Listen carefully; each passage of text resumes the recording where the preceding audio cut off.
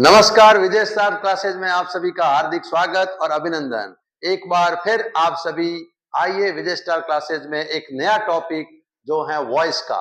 आज अपन पढ़ते हैं वॉइस के बारे में सामान्य जानकारी। इसके बाद एक और वीडियो आपको मिलेगा।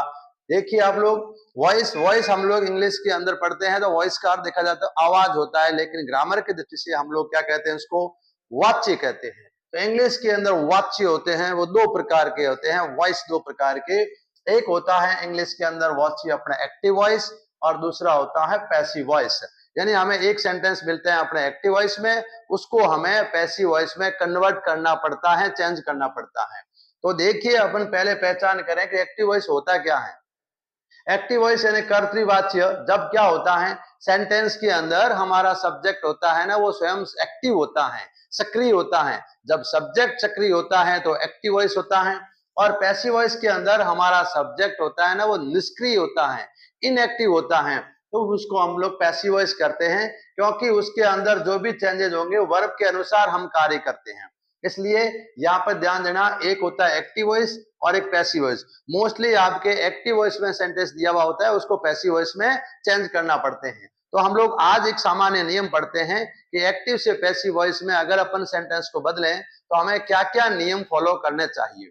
सबसे पहले मैं आपको बता देता हूं, कोई भी सेंटेंस होगा उसके अंदर एक सब्जेक्ट होता है, फिर उसके बाद वर्ब होती है और उसके बाद में ऑब्जेक्ट होता है। जिस प्रकार ये देख सकते हो, माई मदर कुक्स फूड, ये माई मदर आपका हो गया सब्जेक्ट, ये हो गई है वर्ब और ये हो गया आपके फूड, हो गया आपके ऑब्जेक्ट हो गया है।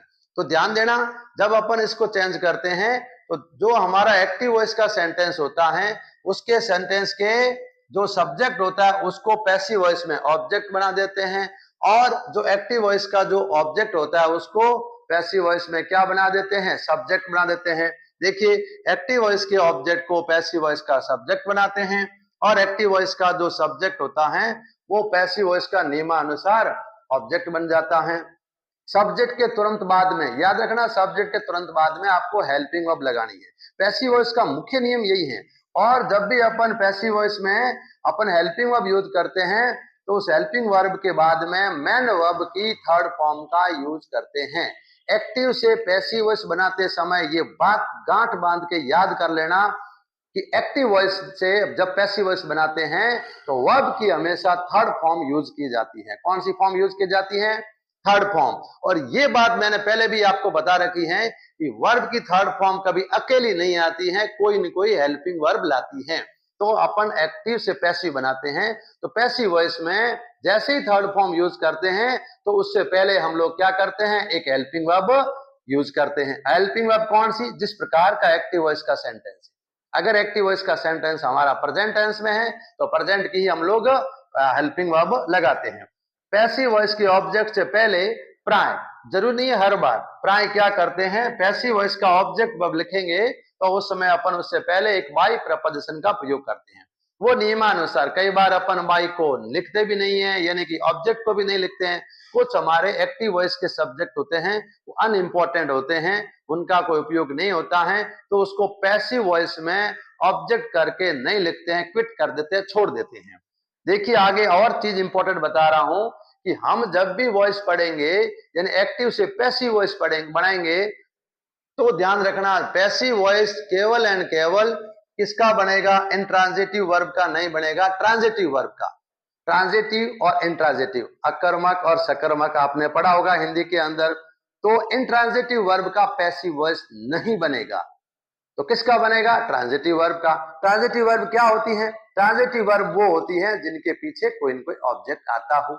इंट्रांजिटिव वर्ब चूंकि उसके पीछे ऑब्जेक्ट की आवश्यकता नहीं होती है, जैसे हमारे पास स्लीप है, लाफ है, वीप है, सैड है। लेकिन कई बार क्या होता है, कुछ इंट्रांजिटिव वर्ब होती है जिनके पीछे कोई न कोई फिक्स प्रीपोजिशन होता है, तब अपन उसका बना सकते हैं। आइए देखते हैं कुछ दो तीन प्रकार के सेंटेंस जिसमें अपन पहले पहचाने हमारा सब्जेक्ट क्या है, ऑब्जेक्ट क्या है, कैसे चेंज होता है, फिर अपन अगले दो तीन वीडियो के अंदर, और जल्दी मिलेंगे आपको। अब विजय स्टार क्लासेज में वीके सर आगे हैं। ध्यान रखना, ये सेंटेंस दिया हुआ है, माई मदर कुक्स फूड। इसमें माई मदर हमारा सब्जेक्ट है, ये कुक्स हमारी वर्ब है, और फूड हमारा क्या हो गया? ऑब्जेक्ट। इस ऑब्जेक्ट को पैसिव वॉइस में इसकी जगह ले जाओ और माई मदर को ऑब्जेक्ट बना दो। यानी फूड को बना दिया हमने सब्जेक्ट, ये हमारा सब्जेक्ट हो गया। अब हमने देखा ये वर्ब की फर्स्ट फॉर्म है, इससे पहले क्या आ सकता है, एस एस लगा हुआ है तो ये हेल्पिंग वर्ब लगा लो, इज, क्योंकि प्रेजेंट टेंस का वाक्य है। और उसके बाद में कुक की थर्ड फॉर्म क्या हो गई है, कुक्ड। और उसके बाद में बाई और बाई माई मदर, तो क्या बन गया, food is cooked by my mother. ये एक सेंटेंस। दूसरा सेंटेंस देखिए, ही रॉट अ लेटर, तो ये रॉट है, ये हमारी वर्ब है, सेकंड फॉर्म है, ही हमारा सब्जेक्ट हो गया, लेटर हमारा क्या हो गया, ऑब्जेक्ट हो गया।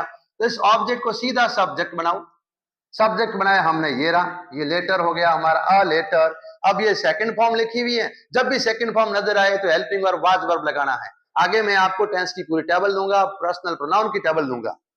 तो ये अ लेटर वाज, और ये रॉट लिखा हुआ, इसकी फर्स्ट फॉर्म क्या होती है, राइट। राइट की थर्ड फॉर्म क्या होती है, रिटर्न। तो a letter was return by him, ही का ऑब्जेक्ट बना दिया क्या, हिम। नेक्स्ट एक सेंटेंस देखिए, और सी इज मेकिंग टी।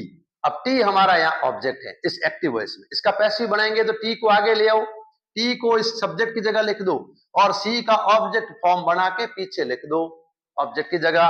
तो टी, टी की जगह ये हमारा सब्जेक्ट हो गया, ये एक हेल्पिंग वर्ब होगी, टी इज और बीइंग। अब देखो ये is are am plus ING हो तो बीइंग लगा देंगे अपन, और बीइंग करके और वर्ब की थर्ड फॉर्म बना देंगे। तो T is being made by हर, ये हो गया आपके सेंटेंस। अगले वीडियो के अंदर आपको बताऊंगा मैं क्या, जितने भी प्रकार के टेंस हैं उसकी टेबल, प्रोनाउन की टेबल। और अब ये तो सेंटेंस अपने को असर्टिव सेंटेंस मिले हैं, हम लोग इंटेरोगेटिव सेंटेंस को, वेरी इंपॉर्टेंट है, हर एग्जाम के अंदर इंटेरोगेटिव सेंटेंस दिया हुआ होता है एक्टिव वॉइस का, उसका पैसिव वॉइस बनाने के रूल्स पढ़ेंगे। Thank you, thank you. अगर आप नए हैं तो इस चैनल को सब्सक्राइब कीजिए। जय हिंद, जय भारत।